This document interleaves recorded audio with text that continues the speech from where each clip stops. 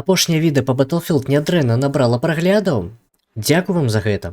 Таму я вырашыў зрабіць яшчэ адно гутарковае відэа па Battlefield, якое ўжо даўно хацеў зрабіць. Мяне ўсё яшчэ клічуць Джексон, і ў гэтым відэа мы разам з табой успомнім унікальныя асаблівасці кожнай часткі Battlefield, пачынаючы з Battlefield 3.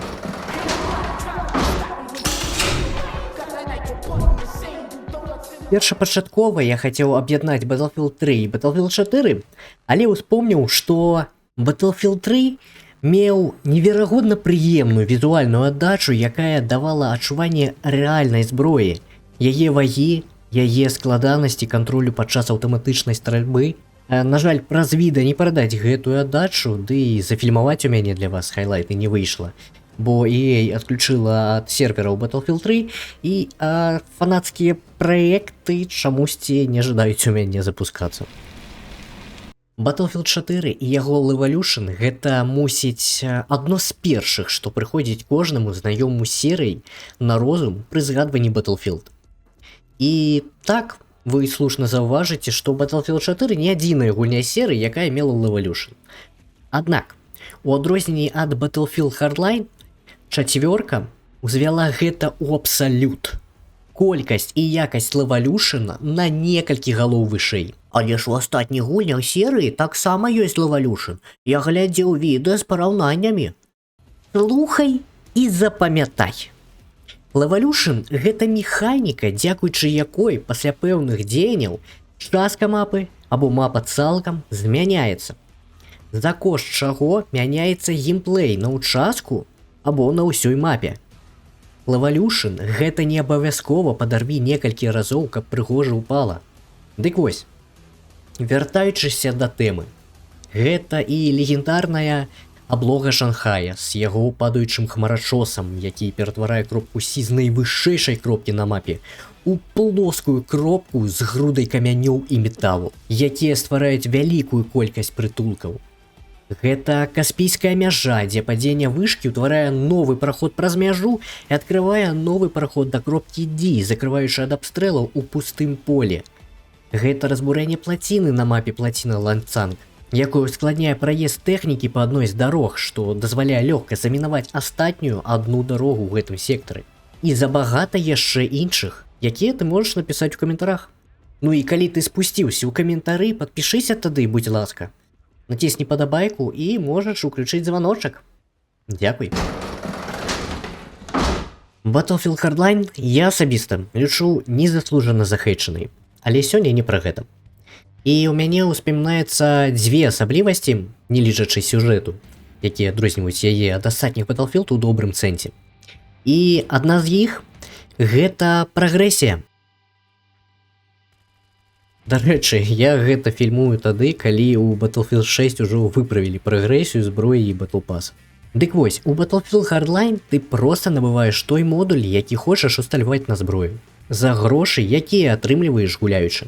Прасцей кажучы, твой гульнявы лік — гэта твае грошы. Гэтаксама і з самой зброяй. Другое — гэта фізіка нягульнявога прыпаркаванага транспарту. То бок, ён не проста выбухае, як ва ўсіх астатніх Battlefield. Ён фізічна рэагуе на сутыкненне ад кіраванага транспарта. Гэта дазваляе табе зладзіць засаду на дарозе ці стварыць сябе імправізаваны прытулак. Ну і вядома, вага кіраванага транспарта гэтак жа ўплывае. Чым цяжэй твой транспарт і лягчэй не гульнявы, тым лягчэй яго рухаць. У Battlefield 1 адметная асаблівасць — гэта гіганты, або бегемоты ў арыгінале, якія з'яўляюцца пад канец матчу прайгравальнага боку. Гэта велізарных проста памераў тэхніка, якая мае вялікую колькасць ХП і цяжкага ўзбраення. Наогул задумка была заклікана зруйнаваць лік каманд. Але, як правіла, гэта працуе толькі калі разрыў невялікі. Усяго ў гульні ёсць 4 гіганта: Дрэдноут, бронецягнік, танк і дырыжабль. Асабліва адметны дырыжабль, але мы да яго яшчэ дойдзем. Бронецягнік абмежаваны чыгункай. Яго лёгка пазбегнуць, але і з'яўляецца ён на адкрытых мапах. А вось чаго складана пазбегнуць, дык гэта не падпісацца на маю старонку ВКЛ, таму што там я раблю анонсы новых відэа і проста маю зносіны на розныя тэмы. Ды і аўтараў там досыць. Зазірні, не пашкадуеш. Дрэдноут можа спакойна плаваць вакол мапы, з'яўляецца таксама на адносна адкрытых мапах, але з-за сваёй нізкай хуткасці і павольнай кіравальнасці ён занадта лёгкая мэта для тарпедных катараў. Танк самы вольны гігант, можа рухацца куды заўгодна, але і з'яўляецца ўсяго на 2 мапах. І дырыжабль, як па мне, самы цікавы гігант, але зусім не з-за геймплея на ім. Ён гэтак жа вольна рухаецца па мапе, але пры знішэнні ён падае, пакідае пасля сябе каркас на мапе да канца матчу у месцы, дзе ён упаў. І ён цалкам можа зваліцца на некалькі важных кропак, утворачы прытулкі ці ускладняючы рух. Прыкладна як робіць гэта Evolution. Фартыфікацыі ў Battlefield 5. Дагэтуль меркаванне гульцоў разыходзіцца з нагоды гэтай механікі. Хтосьці лічыць фартыфікацыі смеццем, таму што яны запольваюць геймплей. З чым я не магу не пагодзіцца, што гэтая механіка запольвае геймплей, але ўсё ж такі я лічу, што фартыфікацыі вельмі цікавая механіка. Ды і па хуткасці будаўніцтва гэта не арма. Ты можаш у сярэднім за 2, прыкладна 3 секунды узвесці адну з фартыфікацый. Усё залежыць ад таго, што ты будуеш. А ты можаш будаваць умацаванні для цяжкасці руху пяхоты, супрацьтанкавыя вожыкі. Можаш нават выкапаць акопы, якія дапамогуць прайсці да кропкі, мінімізуючы рызыку атрымання кулі. Станцыі рамонту для тэхнікі, для папаўнення аптэчак, папаўнення патронаў. Дадаць да гэтага яшчэ, што клас інжынера можа будаваць і рамантаваць стацыянарную зброю. Праўда, будаваць фартыфікацыі ты можаш у строга адведзеных месцах, але такіх месцаў ты не прапусціш. І яны звычайна добра прадуманы і даступныя тамака, дзе трэба. У Battlefield 2042 я б не сказаў, што складана вылучыць якія-небудзь асаблівасці. Яна сама па сябе асаблівая. Але гэта ўсё ж такі не разбор усіх праблем гэтай часткі гульні. Не будзем дабіваць пакутаючага знараджэння. Усё ж такі ёсць сёе-тое добрае, што сапраўды можна вылучыць у Battlefield 2042 на фоне астатніх частак серыі. І гэта сістэма плюс. Што гэта ўвогуле за сістэма?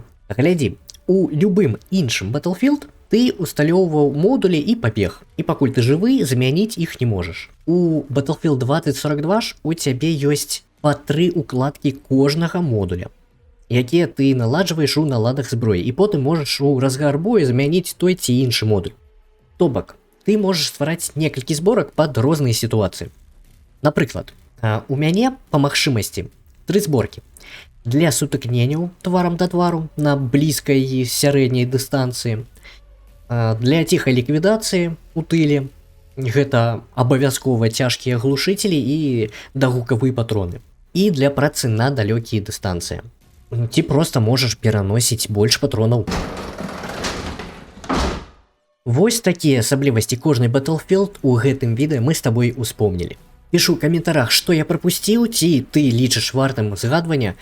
Гэтак жа я быў бы вельмі рады пачытаць вашыя каментары на рахунак асаблівасцяў Battlefield 6, таму што мне асабіста пакуль складана вылучыць што-небудзь. Для мяне гэта проста бяспечнае вяртанне да вытокаў, што насамрэч зусім і не прэтэнзія. Даўно такі Battlefield чакалі. Ну і дзякуй цябе за прагляд. Усім удачы. Усім пакуль-пакуль.